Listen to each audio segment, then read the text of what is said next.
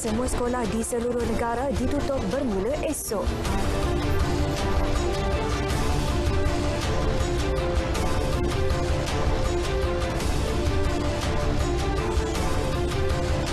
Dua maut, nahas helikopter bertembung sebelum terhempas.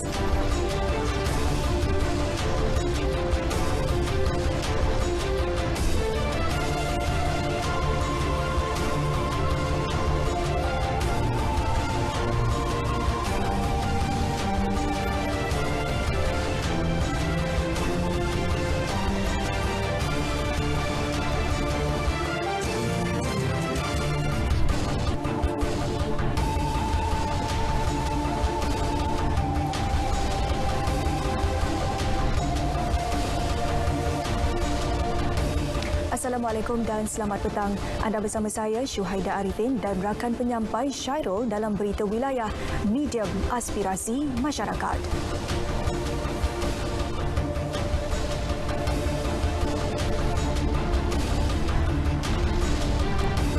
Terima kasih Syu. Lintas langsung seperti biasa kita akan ke negeri di bawah Bayu dan Bumi Kenyalang.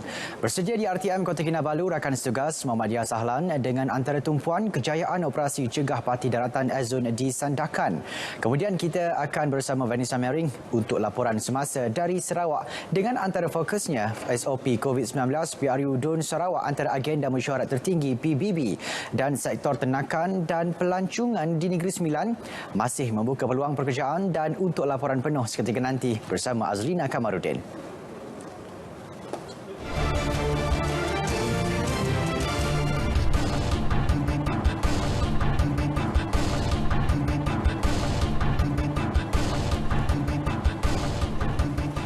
Dua individu maut dalam nahas membabitkan dua helikopter dipercayai bertembung di udara sebelum sebuah daripadanya terhempas. Nahas berlaku kira-kira pukul 12.30 hari tadi di Taman Melawati, Ampang, Kuala Lumpur. Pengarah Jabatan Bomba dan Penyelamat Malaysia Selangor, Nur Azam Khamis memaklumkan identiti mangsa yang maut dikenal pasti sebagai Muhammad Sabri Baharum, 56 tahun, beralamat di Wangsa Melawati, Kuala Lumpur dan Muhammad Irfan Fikri Muhammad Rawi, 41 tahun, beralamat di Pengkalan Cepa, Kelantan. Manakala dua individu yang terselamat merupakan lelaki dan wanita, masing-masing berusia 66 tahun dan 51 tahun. Nahas melibatkan helikopter masing-masing berwarna biru dan merah dengan mangsa yang maut daripada helikopter berwarna biru. Kedua-dua helikopter dipercayai bertembung di udara. Nahas mengakibatkan helikopter berwarna biru terhempas, manakala sebuah lagi sempat membuat pendaratan cemas. Kedua-dua helikopter yang bertembung di Taman Melawati, Kuala Lumpur adalah penerbangan dari lapangan terbang Sultan Abdul Aziz Shah Subang menghala ke Genting Sampah Pahang. Ketua Polis Daerah Ampang Jaya ACP Muhammad Farouk Ishak mengesahkan kedua-dua helikopter berkenaan dari lokasi yang sama sebelum bertembung dan satu daripadanya terhempas. Sebuah helikopter yang tidak terhempas selamat mendarat di sebuah sekolah di Taman Melawati.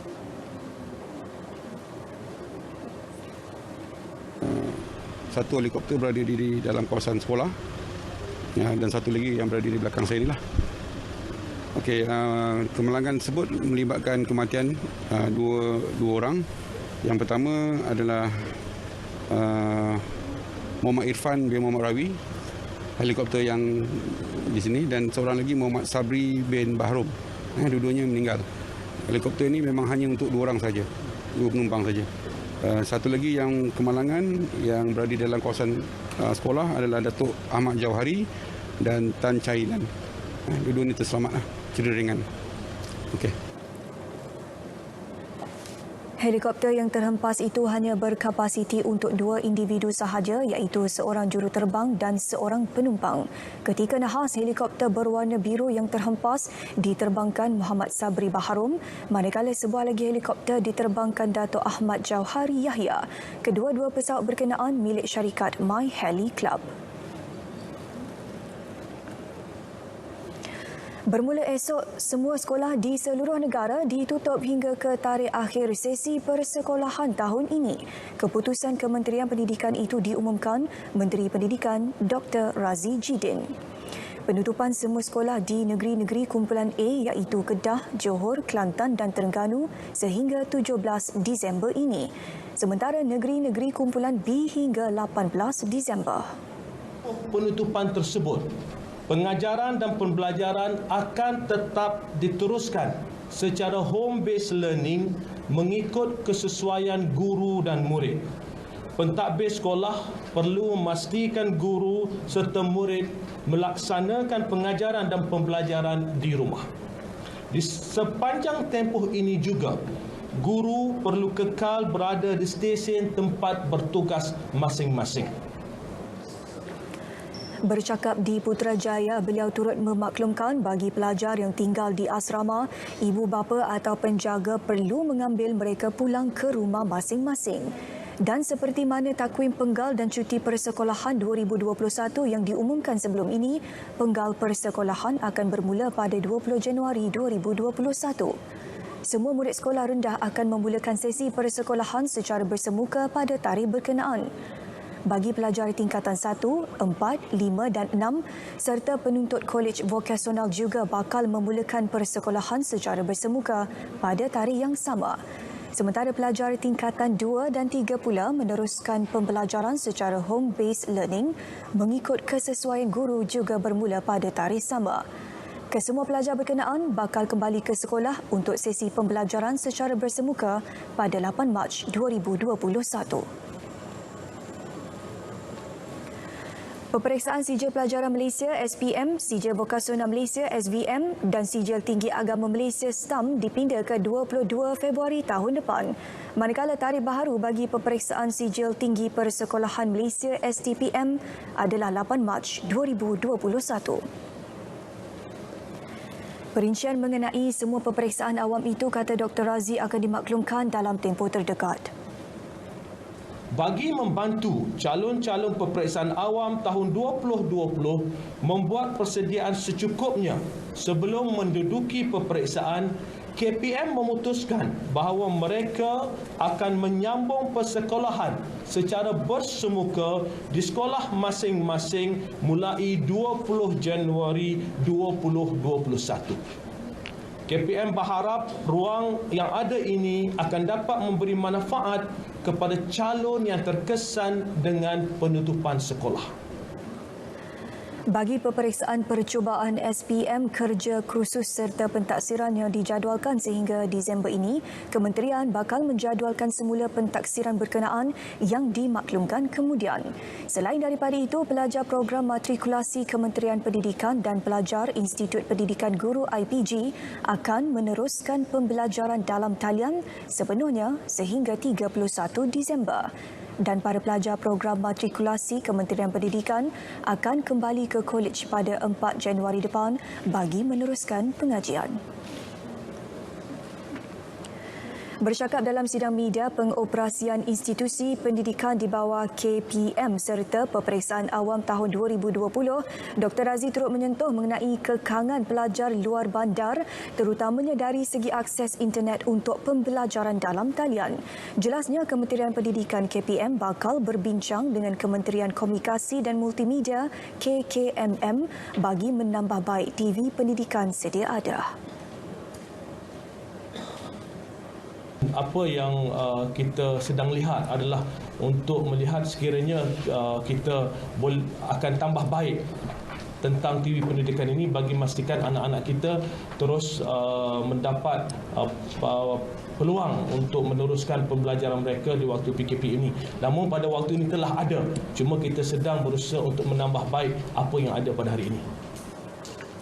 Warga pendidik juga disaran dapat menggunakan kaedah terbaik dalam memastikan pelajar tidak ketinggalan dalam pelajaran. Individu yang mempunyai surat kebenaran majikan untuk bekerja merentas negeri tidak perlu ke balai polis bagi memohon permit. Bagaimanapun jelas Ketua Polis Daerah Kuantan, ACP Muhammad Nur Yusof Ali, bagi ibu bapa yang ingin mengambil anak mereka di institusi pendidikan luar Pahang perlu membawa dokumen atau surat sokongan bagi memudahkan pihak berkuasa memberi kelulusan permit. Tolong baca, tolong semak, tolong dengar apa yang dinyatakan setiap hari oleh Menteri Kanan. Tanpa gagal setiap hari bersidang. Dan di situ jelas menyatakan keperluan ataupun pergerakan yang melibatkan urusan kerja, essential service.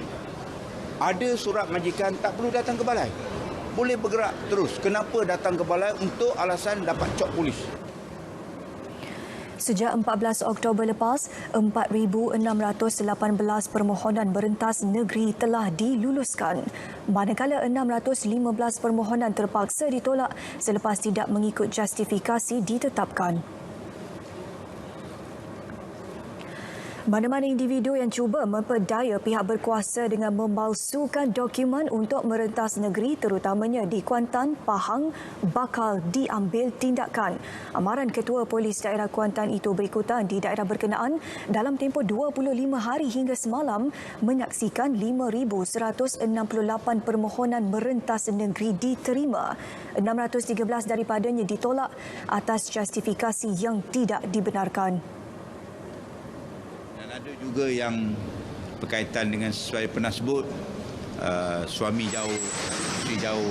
Jadi setakat ini perlu bersabar kerana saya tidak menerima arahan semasa berkaitan dengan kebenaran untuk pergerakan ini. Tetapi kalau ada kecemasan kaitan dengan suami isteri ini, kita akan luluskan. Sementara itu, pergerakan merentas negeri bagi tujuan menyambut atau bercuti sempena Hari Deepavali pada Sabtu depan juga tidak dibenarkan. Malah pegawai dan anggota polis beragama Hindu perlu berada di dalam negeri Pahang walaupun permohonan cuti mereka diluluskan. Tambahnya lagi, berikutan perluasan PKPB di 7 negeri lain yang diumumkan kerajaan semalam, angka permohonan untuk merentas negeri semakin meningkat. Pihak berkuasa turut memberi kebenaran kepada ibu bapa atau penjaga yang mahu membawa pulang anak masing-masing yang bersekolah atau belajar di luar Pahang. Bagaimanapun, jumlah individu dalam kenderaan dimaksimumkan kepada 2 orang. Beliau berkata demikian kepada media selepas program sepakat at Komuniti Pembudayaan Norma Baharu di Kuantan, Pahang. 519 individu ditahan atas kesalahan ingkar arahan Perintah Kawalan Pergerakan Pemulihan PKPP semalam. 511 individu di kompaun, 4 direman manakala 4 dijamin. Kenyataan Menteri Kanan Keselamatan Datuk Seri Ismail Sabri Yaakob memaklumkan antara kesalahan termasuk gagal mematuhi arahan penjarakan fizikal, tidak memakai pelitup separuh muka, gagal menyediakan peralatan, rekod butiran diri, premis beroperasi lebih masa serta aktiviti pusat hiburan. Sejak 24 Julai hingga 7 November, 62,490 individu telah pulang ke tanah air menerusi pintu masuk sempadan negara. Mereka ditempatkan di 67 hotel dan 20 premis termasuk Institut Latihan Awam dan Institut Pengajian Swasta. Daripada angka itu, 9,315 individu sedang menjalani kuarantin wajib, manakala 384 lagi dihantar ke hospital untuk rawatan.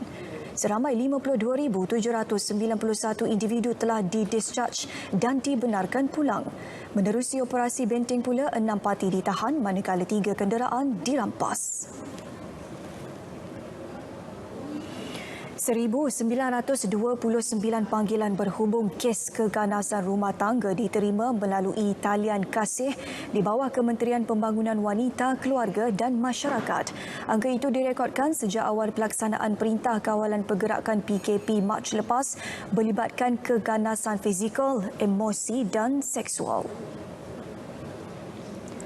Menteri Datuk Seri Rina Harun berkata sehingga sekarang kementerian menerima 153,000 aduan dengan 95% berkaitan aduan kebajikan dan bakul makanan. Dalam keadaan sekarang, ramai yang terjejas, ramai yang hilang punca pendapatan, ramai yang hilang pekerjaan, ya, mungkin ada juga yang kurang boleh menerima keadaan cabaran hidup, ya, dari segi emosi, dari segi psikologinya mungkin terganggu, dan kita juga ada telecounselling, ya, telecounselling yang kita sediakan untuk mereka. Pusat Panggilan Talian Kasih 15999 kembali menjadi perhatian masyarakat sejak gelombang ketiga COVID-19 bermula September lepas.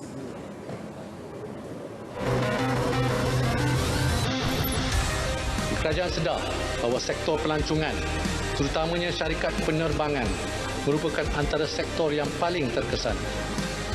Sehubungan itu, kerajaan akan menyediakan program latihan dan penempatan semula bagi 8,000 kaki tangan dari syarikat penerbangan di Malaysia dengan peruntukan sebanyak 50 juta.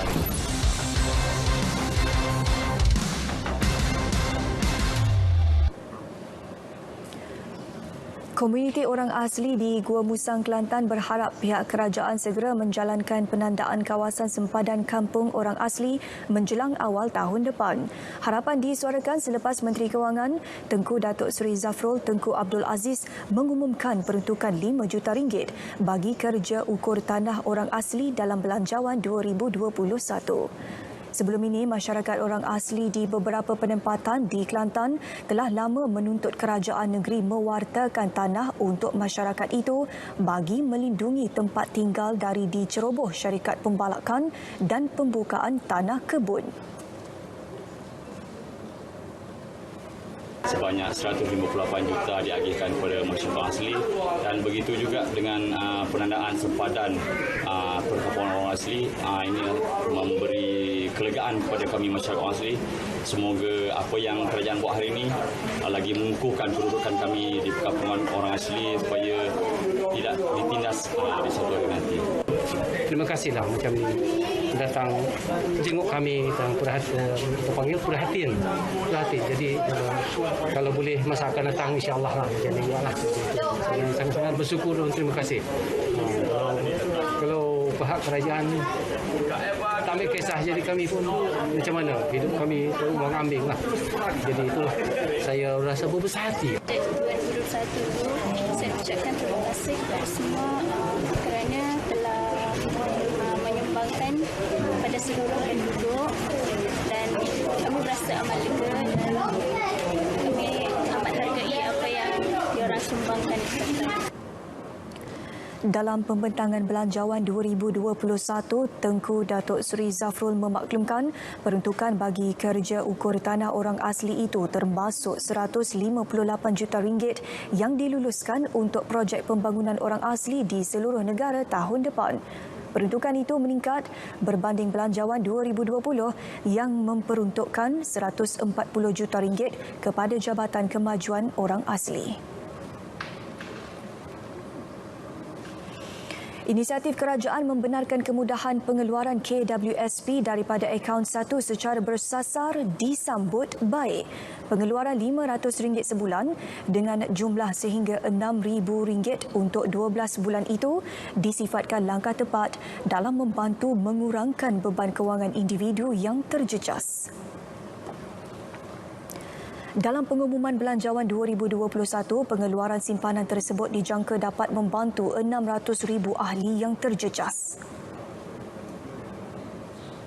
Walaupun kita nampak ianya tidak begitu besar, tapi sangat besar pada orang-orang yang memang terdesak dengan keadaan ekonomi sekarang, dengan COVID-19 yang belum selesai lagi, dan nampak sangat kerajaan telah memberi satu perhatian sangat besar dan bajet juga bila kita dengar petang semalam memang sangat besar dan paling besar sekali dalam sejarah lah. Terima kasihlah kerajaan. Saya rasa itu yang terbaik dan itu yang sepatutnya. Dan saya bersetuju memandangkan sekarang ekonomi negara dalam masalah yang agak membimbangkan. Apabila kita lihat dalam berita baru-baru ini, seramai 800,000 pekerja yang dibuang ekoran daripada masalah COVID-19 ni. Jadi bagi saya perkara ni satu inisiatif yang sesuai daripada kerajaan. Inisiatif sama diperkenal melalui iLestari pada April lalu dengan memberi manfaat kepada 4.7 juta ahli dengan nilai RM11.6 bilion. Ahli yang layak boleh membuat permohonan bermula Januari tahun depan. Kementerian Perumahan dan Kerajaan Tempatan KPKT mengalu-alukan cadangan memperkenalkan semula skim Rent to Own RTO menerusi pengumuman dalam Pembentangan Belanjawan 2021. Skim yang diperkenalkan kementerian sejak 2018 bagi membantu rakyat berpendapatan pertengahan memiliki rumah mampu milik. Menerusi kenyataan Menteri Zuraida Kamaruddin percaya, skim tersebut bakal menjadi pemangkin dalam meningkatkan pemilikan rumah dalam kalangan golongan berpendapatan pertengahan dengan nilai keseluruhan melebihi RM1 bilion yang dikhaskan untuk pembeli rumah pertama bagi unit kediaman Perbadanan Prima Malaysia. Prima telah melalui proses transformasi untuk mengkaji dan mengubah model perniagaannya. Langkah itu adalah sebahagian daripada strategi Prima bagi memastikan ia kekal relevan memacu agenda perumahan nasional sekaligus membolehkan kecekapan operasi dan pengurusan kewangannya. Setakat 31 Oktober lepas, 62 projek Prima merangkumi 52,763 unit telah diluluskan di seluruh negara. Daripada angka itu, 19,987 telah disiapkan, 25,356 unit sedang dalam pembinaan. Kementerian Pertahanan menghargai peruntukan hampir RM16 bilion melalui Belanjawan 2021. Menteri Datuk Seri Ismail Sabri Yaakob memberitahu kementerian menerima peningkatan 1.8% atau RM280 juta berbanding tahun lalu sebanyak RM15.58 bilion. Kenaikan yang ketara ini adalah bagi peruntukan belanja pembangunan ataupun Development Expenditure DE yang diterima iaitu sebanyak 4.50 bilion yang merupakan peningkatan sebanyak 1.42 bilion atau 46.1%. Jelasnya belanjawan kementeriannya kali ini tertumpu kepada dua fokus utama iaitu peningkatan keupayaan dan kesiapsiagaan serta kebajikan warga veteran ATM. Antaranya melibatkan perolehan aset baharu, penyelenggaraan aset utama, pembinaan hampir 1,000 unit rumah keluarga angkatan tentera dan peruntukan kepada Jabatan Hal Ehwal Veteran bagi menjaga kebajikan veteran ATM. Penambahan aset dan penggunaan teknologi canggih menjadi antara strategi dirancang Kawasan Keselamatan Khas Pantai Timur Sabah Eskom dalam usaha memantapkan kawalan sempadan negara. Dengan peruntukan sehingga RM16 bilion kepada Kementerian Pertahanan tahun depan, Eskom berharap perancangan itu dapat direalisasikan. Laporan Mazrona Kalinggalan. Secara keseluruhannya, kawasan yang dikawal dan dipantau Eskom berkeluasan lebih kurang 1,475 km persegi yang mengunjur dari Kudat sehinggalah ke Tawau. Bayangkan dengan keluasan itu, cabaran dan kesukaran yang perlu dihadapi Eskom demi memastikan yang pertama, jenayah rentas sempadan dapat dipatahkan dan kemasukan pendatang asing tanpa izin ke Sabah dapat dikurangkan. Komander Eskom Datuk Ahmad Fuad Othman berkata selain keluasan, jarak perairan Sabah yang begitu hampir dengan negara jiran juga antara cabaran yang perlu digalas. Namun keselamatan negara perlu terus dijaga selaras matlamat penubuhan Eskom untuk memastikan dan mempertingkatkan keselamatan dan kesejahteraan rakyat. Kita patut lebih canggih, contohnya mengaplikasikan 4C dengan ISR, communication, command and control, intelligence dan surveillance. Walaupun kita ada radar-radar yang ada sekarang, kita ada 13 radar ATM kendalikan dan membantu, tetapi dia tidak mencukupi. Pendapat sama disuarakan pensyarah komunikasi Fakulti Kemanusiaan dan Sains Sosial Universiti Malaysia Sabah, Dr. Syahrudin Awang Ahmad. Untuk memastikan Eskom ini terus relevan dan boleh diberikan tanggungjawab yang besar, bantuan teknikal perlu diberikan. Berfokus kepada pembelian aset seperti radar sempadan, kamera inframerah, Pelan jangka pendek, sederhana dan jangka panjang perlu dirangka bagi memastikan rakyat terus yakin dengan keupayaan Eskom. Setakat ini, Eskom memperlihatkan pencapaian baik dengan penurunan jumlah pengusiran parti melalui pelaksanaan beberapa operasi bersepadu yang berterusan. Setakat ini, boleh katakan SIFA KFR sudah hampir 10 bulan kita berjaya meletakkan penculikan SIFA penyelundup berkurangan. Kemudian PTI dalam statistik kita dinampakkan penurunan daripada September 1541 orang yang kita periksa dia menurun 1167 dan akhir 1175. Eskom turut memainkan peranan mengekang penularan COVID-19 dengan kejayaan mengusir dalam op cegah parti, perairan dan daratan selain road checkpoints yang dijalankan sejak April lalu. Dengan tanda positif ini, pemantapan aset-aset dan teknologi canggih semestinya meningkatkan kawalan khususnya pantai timur Sabah dengan Eskom sebagai benteng utama.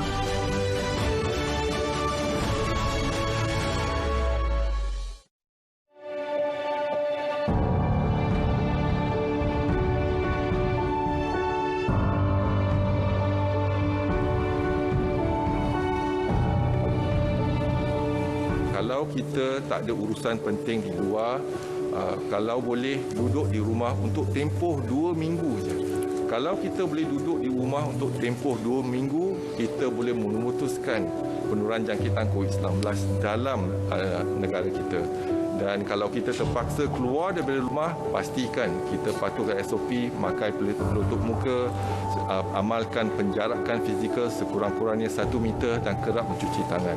Elakkan tempat yang sesak, tempat yang sempit dan elak bersembang dengan jarak yang dekat. Itulah vaksin yang kita ada. Sekarang ni kita tak ada vaksin, kita tak ada ubat.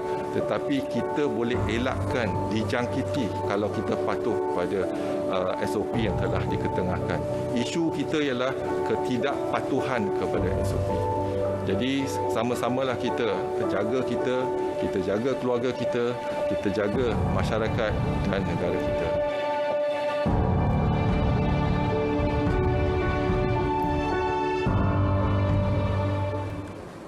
Bagi mengikuti laporan cuaca seluruh negara, terus saja bersama Pegawai Jabatan Meteorologi Abdul Aizat Nazmi. Silakan Aizat.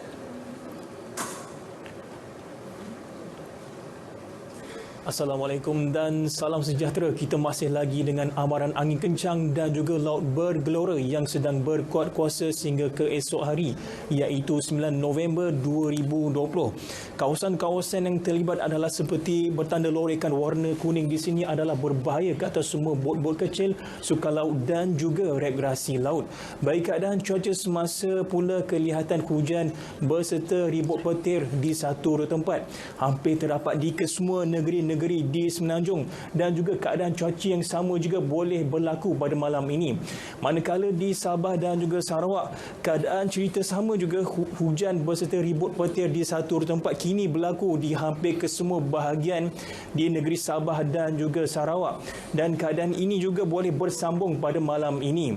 Sekian dahulu laporan cuaca buat petang ini. Dapatkan informasi cuaca di laman Sesawang dan juga media sosial kami. Saya Abdul Aizat. Assalamualaikum.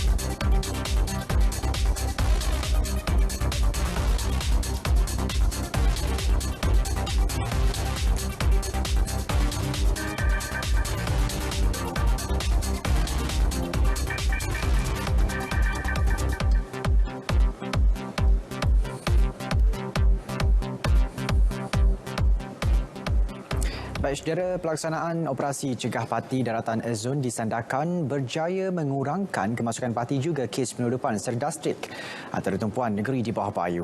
Selamat Dia Sahlan, terus saja langsung bersama anda di RTM Kota Kinabalu.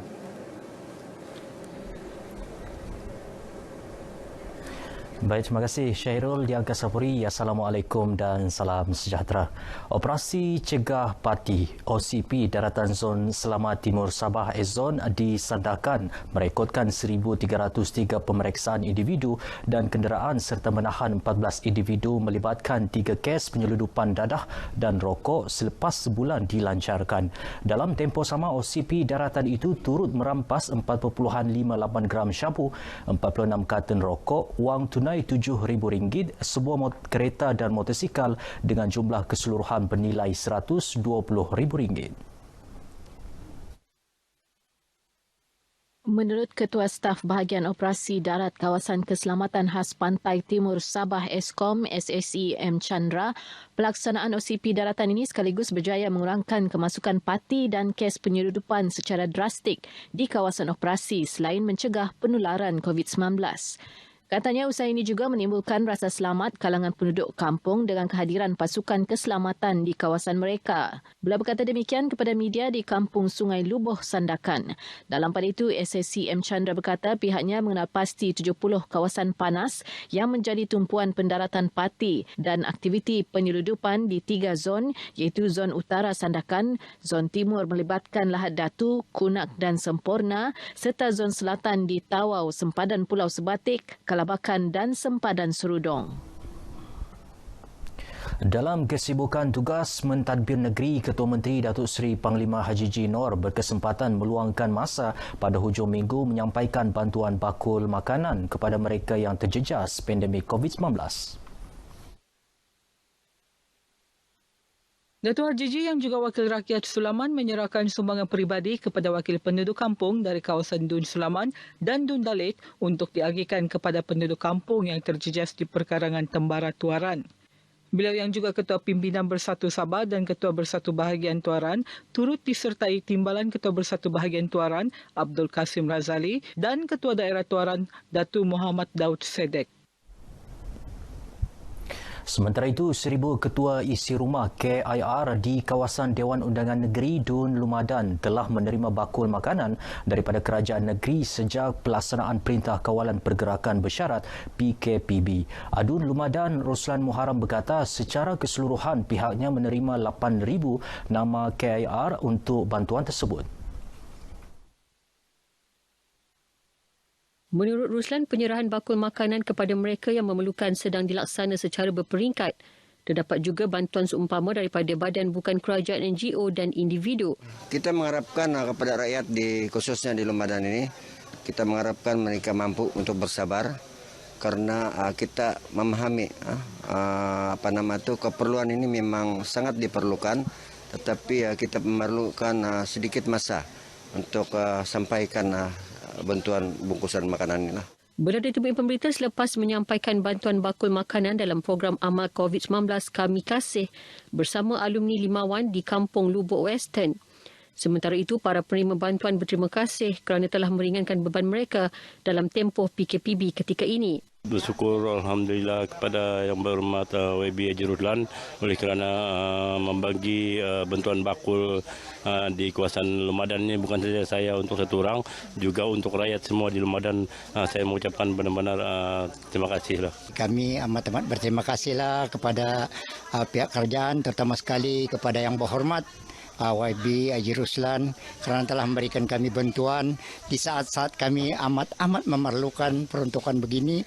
Bantuan bakul makanan ini antaranya mengandungi beras, telur, gula, mi dan kopi. Persatuan Bulan Sabit Merah Malaysia PBSMM Sabah berjaya mengutip lebih 4,000 pain darah setakat ini menerusi 2 fasa program derma darah yang diadakan bermula Mac lalu.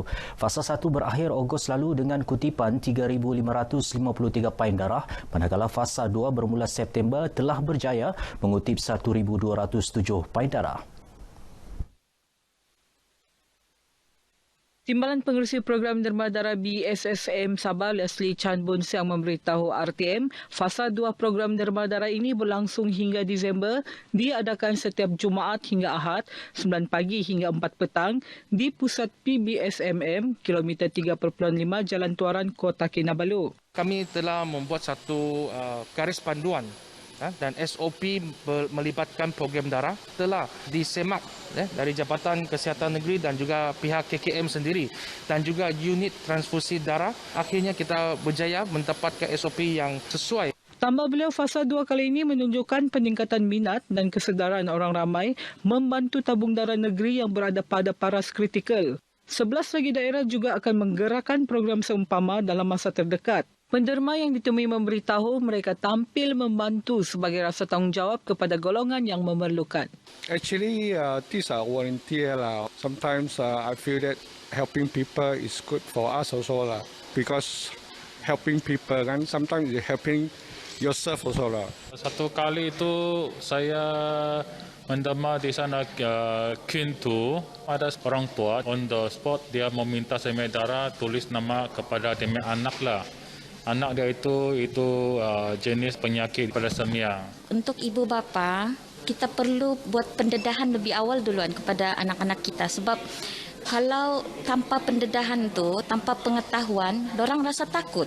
Jangan takut, jangan segan menderma darah.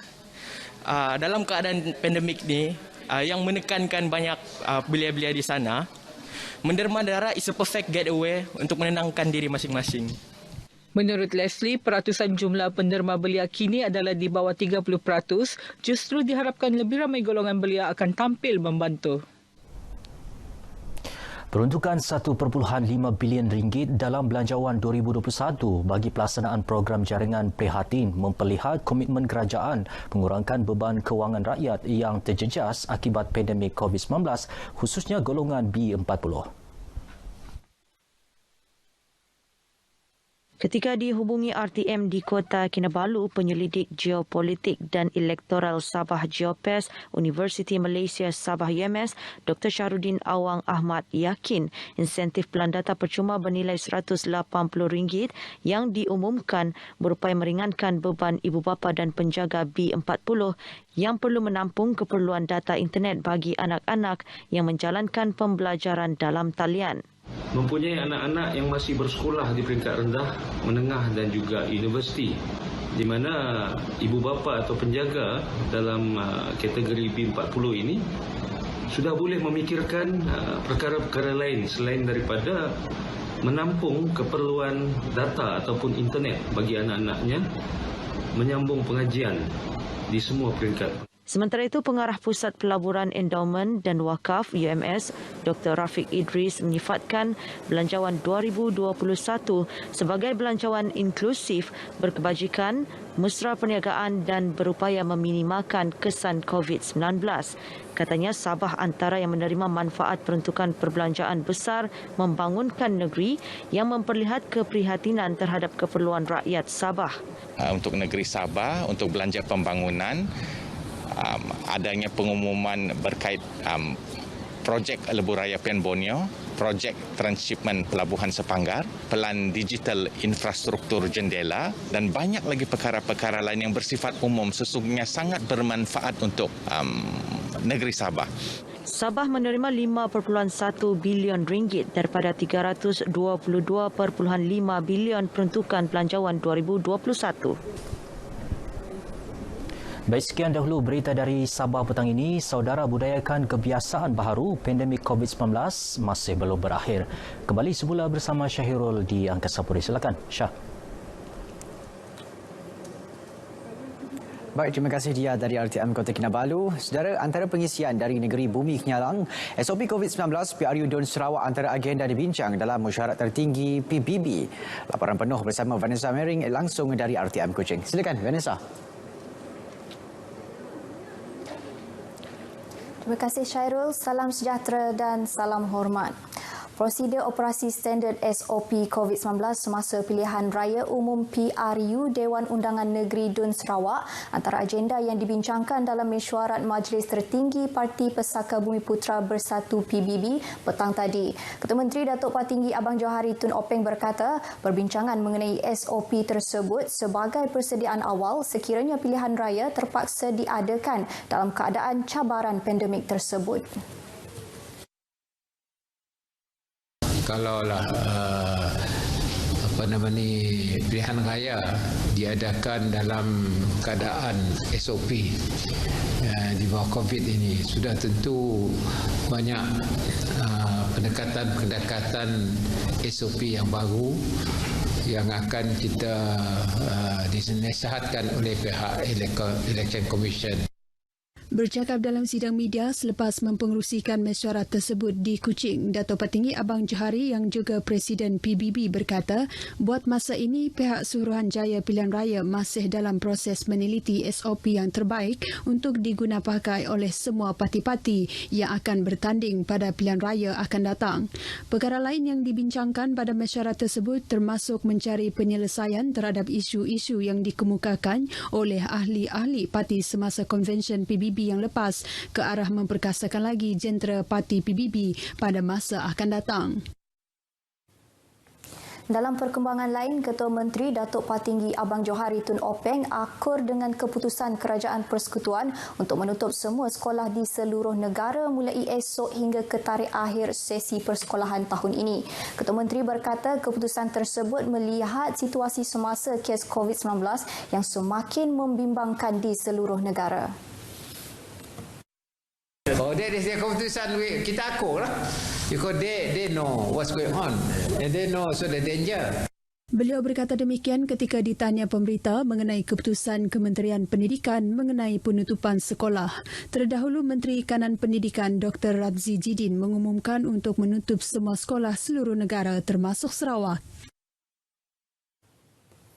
Sebanyak 5 rang undang-undang akan dibentang pada persidangan Dewan Undangan Negeri Dun Sarawak mesyuarat kedua bagi penggal kelima yang bermula esok. Speaker Dun Sarawak Datuk Amar Muhammad Asfia Awang Nasar memaklumkan demikian selepas mesyuarat pra-majlis sempena persidangan Dun di Ibu Pejabat Parti Pesaka Bumiputra PBB Petrajaya Kuching. Jelas beliau, Ketua Menteri Datuk Patinggi Abang Johari Tun Openg merangkap Menteri Kewangan dan Perancangan Ekonomi bakal membentangkan bacaan pertama dan kedua rang Undang-Undang Perbekalan Kurungan 2021-2020 yang juga merupakan Belanjawan Sarawak 2021 esok, manakala bacaan ketiga akan dibentang pada hari terakhir iaitu 13 November. 4 lagi rang undang-undang yang akan dibentangkan ialah melibatkan rang undang-undang perbekalan tambahan, pihak berkuasa tempatan, pindaan Perlembagaan Negeri Sarawak dan juga langkah sementara dalam mengurangkan impak pandemik COVID-19. Dalam pada itu, usul pemilihan senator bagi Dewan Negara juga akan diadakan pada hari kedua persidangan bagi menggantikan Dr. Nuning Jeluing yang akan menamatkan tempoh perkhidmatan sebagai senator pada 10 Disember depan. Datuk Amar Muhammad Asfia turut menambah, pihaknya telah menerima sebanyak 342 soalan bagi persidangan kali ini dan sebanyak 294 akan dijawab secara lisan, manakala 48 soalan lagi dijawab secara bertulis. Total number of questions received as of the closing date on Monday, 26 October 2020, a total of 342 questions, both for oral and written replies, were received from 45 honourable members, with the Chief Minister's Department receiving the highest number of questions, that is 68 questions. Ucapan penggulungan oleh Ketua Menteri serta 3 orang timbalannya dijangka berlangsung pada hari terakhir persidangan. Dalam perkembangan sama, Speaker Dun Sarawak Datuk Amar Muhammad Asfia Awang Nasar turut memaklumkan persidangan Dun Sarawak mesyuarat kedua bagi penggal kelima akan menyaksikan perubahan kedudukan tempat duduk bagi pihak pembangkang di dalam Dewan Sidang. Ini berikutan adun padungan Wong Kin Wei yang telah keluar daripada Parti Tindakan Demokratik DAP pada Julai lalu sekaligus menjadikan bilangan adun daripada parti tersebut kini berbaki 5 orang. Justru itu, Dato' Amar Muhammad Asfia berkata parti tersebut tidak lagi mempunyai bilangan majoriti dalam kalangan pihak pembangkang di dalam Dewan dan perkara tersebut menjadikan Parti Sarawak Bersatu PSB yang diketuai Dato' Sri Wong Sun Koh sebagai parti pembangkang yang mempunyai jumlah ahli dalam Dewan iaitu seramai 6 orang. The Parti Sarawak Bersatu, PSB, has a numerical superiority over the AP. At first, both were 6. Now, PSB is 6, DAP is 5. Berikutan itu, perubahan kedudukan tempat duduk tersebut tidak dapat dielakkan dan ia adalah dalam bidang kuasa speaker di bawah peraturan tetap DUN. Tambah beliau, berdasarkan pengalaman Presiden PSB, Dato' Sri Wong Sun Koh sebagai seorang adun yang kini memasuki penggal ke-6, beliau mempunyai status senioriti untuk menjadi ketua pihak pembangkang. Pastikan setiap maklumat yang diterima adalah daripada sumber yang betul. Demikian saranan Pengarah Penyiaran Negeri Sarawak Abdul Hadi Muhammad Yusof kepada setiap masyarakat supaya memastikan kesahihan setiap maklumat yang diterima adalah daripada sumber tepat, lebih-lebih lagi ketika negara berdepan pandemik COVID-19 ini. Abdul Hadi berkata setiap individu hendaklah bertanggungjawab sebelum membuat sebarang penyebaran maklumat kerana ia boleh menimbulkan keadaan yang panik dalam kalangan masyarakat. Tidak menularkan berita-berita yang tidak sahih dan kita menyarankan kepada mereka bahawa RTM adalah merupakan jenama media yang paling dipercayai dan sekiranya mereka mendapat apa-apa juga maklumat yang tidak sahih dan meragukan, maka kita sarankan mereka untuk bersama-sama dengan RTM mendengar, melihat dan juga menonton siaran-siaran RTM untuk mendapatkan berita-berita yang sahih dan tepat untuk masyarakat. Abdul Hadi memberitahu demikian kepada pemberita selepas menghadiri majlis ngeramai Christmas bersama petugas Barisan Hadapan di Dewan Kampung Tanjung Ruman Limbang. Turut hadir pengurus stesen RTM Limbang, Meryl Chunggat. Sekian berita dari Sarawak. Kita kembali bersama Syairul di Angkasa Puri. Silakan. Baik, terima kasih Vanessa dari RTM Sarawak. Sedara memberi maklumat tepat berhubung COVID-19 itu antara tugas Jabatan Penerangan kepada rakyat. Juga sektor ternakan dan sektor pelancongan yang masih rancak walaupun dalam tempoh pandemik.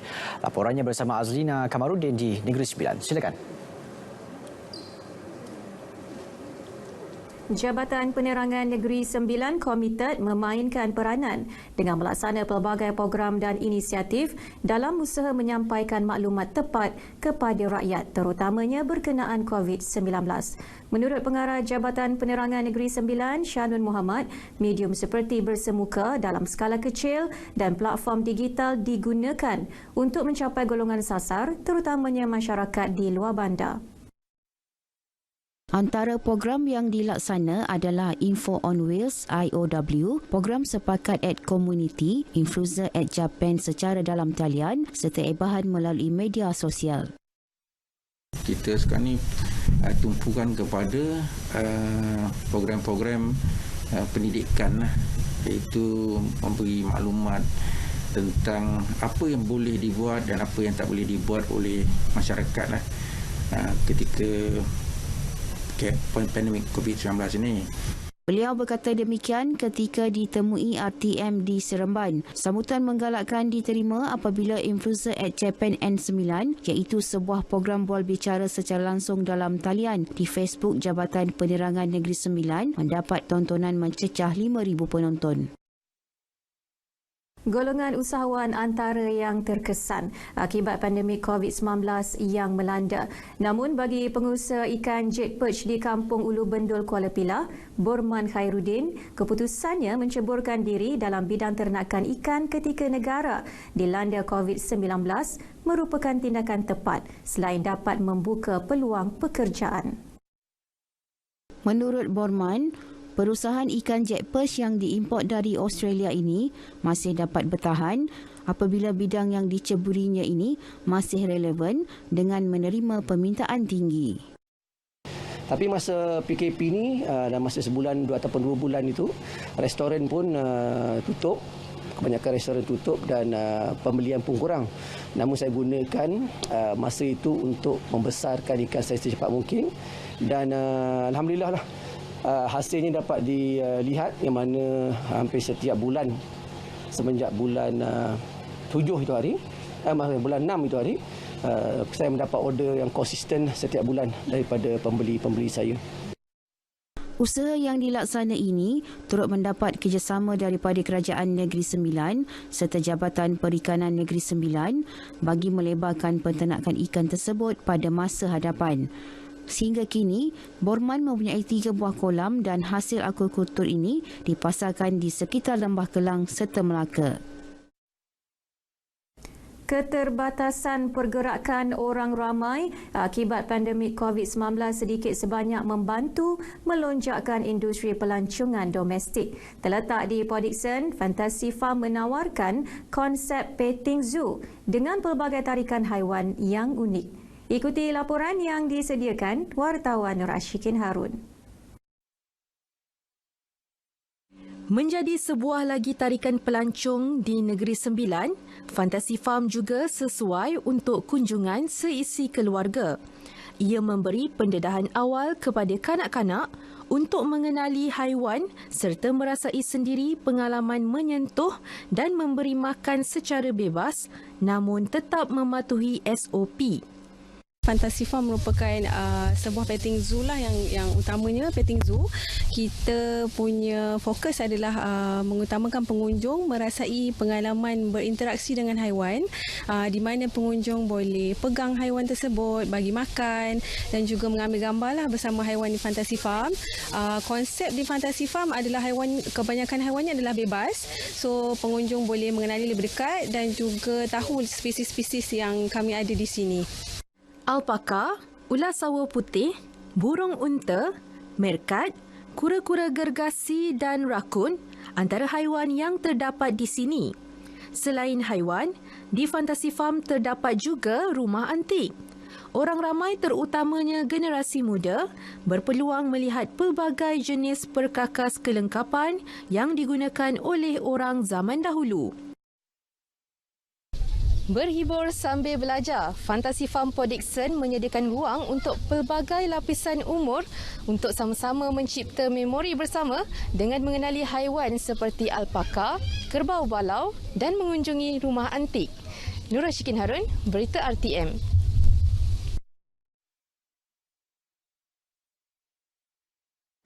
Para pengunjung ketika ditemui ternyata teruja apabila berada di sana. Tempat yang menarik lah, dia macam mini zoo, banyak binatang. Dia kalau berbanding dengan zoo negara tu, zoo negara kita tak boleh pegang, tapi sini kita boleh sentuh binatang tu. So untuk anak-anak tu dia suatu benda yang bagus lah. Korang semua boleh bawa family dengan anak-anak datang ke Fantasy Farm ni.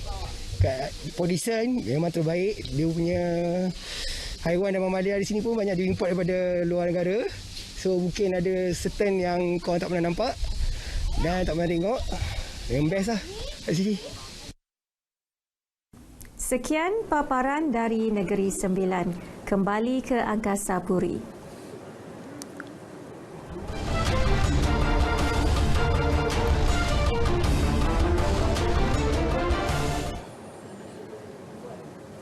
Baik, saudara, sedikit perkembangan sukan. Peruntukan RM55 juta dalam belanjawan 2021 kepada Kementerian Belia dan Sukan bagi program pembangunan sukan bukan hanya untuk sukan hoki, rugby, badminton dan berbasikal sahaja.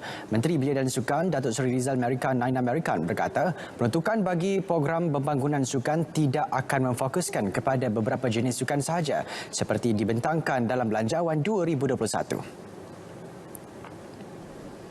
Menurut Rizal, sukan-sukan lain yang dilihat berpotensi tinggi menyumbang pingat kepada negara di peringkat antarabangsa turut diberi perhatian. Jelas beliau, sukan yang popular dalam segi penyertaan turut diberi penekanan dalam aspek pembangunan dengan tujuan melahirkan lebih ramai atlet pelapis bagi sukan tersebut.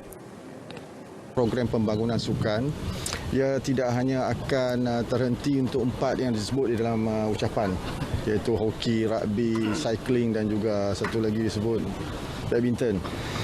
Ia akan diperluaskan ke sukan-sukan yang lain yang dilihat sebagai medal promising sports dan juga sport yang boleh ada penyertaan yang lebih ramai bagi kita menyediakan pelapis-pelapis dan bakat-bakat pelapis.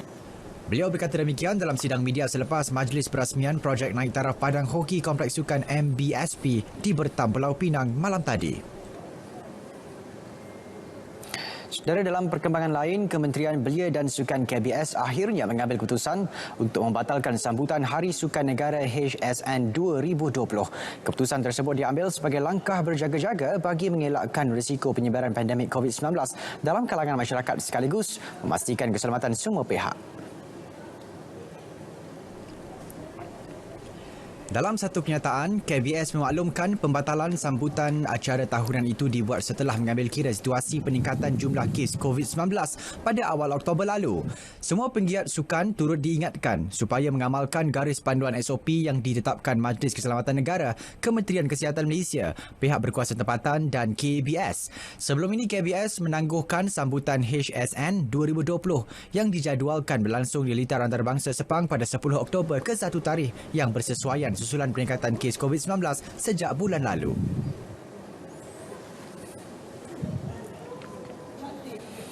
Yang di-Pertuan Agong Sultan Abdullah Rakyatuddin Mustafa Bilal Shah menzahirkan ucapan takziah kepada seluruh keluarga legenda bola sepak dan Olimpian Negara Datuk Muhammad Bakar di atas pemergiannya hari ini. Baginda turut menzahirkan rasa sedih dengan pemergian Allahyarham dan berharap agar seluruh keluarga Allahyarham tabah menghadapi ujian. Suri Paduka Baginda amat menyanjung tinggi dan menghargai khidmat bakti serta jasa Allahyarham kepada negara selain menyifatkan pemergiannya sebagai satu kehilangan besar kepada arena bola sepak negara. Muhammad menghembuskan nafas terakhirnya di Institut Perubatan dan Pergigian Termaju IPPT, Universiti Sains Malaysia USM Kepala Batas hari ini. Beliau yang pernah memegang jawatan sebagai penasihat teknikal Persatuan Bola Sepak Pulau Pinang, dilantik menjadi pengurus bola sepak kebangsaan pada tahun 2005 dan pernah menjadi watak penting ketika membantu Malaysia layak ke Sukan Olimpik 1972 dan 1980. Baik, aktiviti sukan berkuda jika dahulu dikatakan eksklusif, bagaimanapun kini semakin popular dalam kalangan pelbagai peringkat. Ya, namun tahukah anda, aktiviti itu berupaya menjadi lawatan alternatif bagi golongan orang kurang upaya OKU serta memberi manfaat kepada tubuh badan manusia. Laporannya kita bersama Erwin Zaid.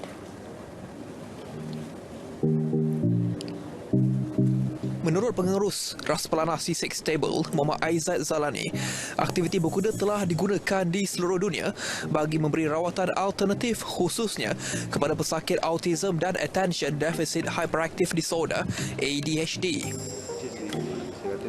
Aktiviti berkuda ini adalah satu rawatan alternatif bagi golongan-golongan OKU seperti yang autism ataupun Down syndrome, di mana kajian mendapati bila mereka melakukan aktiviti ia dapat merangsangkan lagi sistem-sistem saraf golongan-golongan ini dan dapat membantulah memulihkan sedikit sebanyak daripada penyakit mereka. Aktiviti tersebut juga bermanfaat kepada kesihatan keseluruhan penunggang kerana aktiviti ini menggerakkan hampir semua otot badan. Selain itu, aktiviti yang berkonsep santai dan mendekati hidupan equity tersebut berpotensi dijadikan produk pelancongan dalam negeri.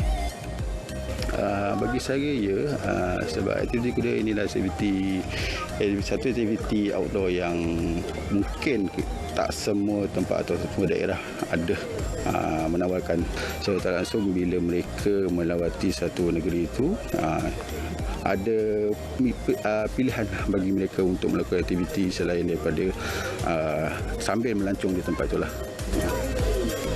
Beliau turut memaklumkan kos untuk menyertai aktiviti menunggang kuda ini tidak sama seperti kos memiliki kuda kerana ia adalah jauh lebih rendah dan berpatutan.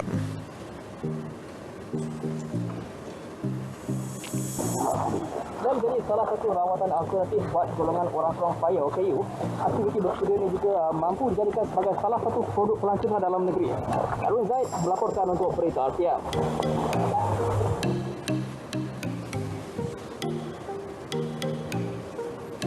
Baik, berita wilayah edisi 8 November berakhir di sini. Bersama-sama kita terus mengekang penularan COVID-19.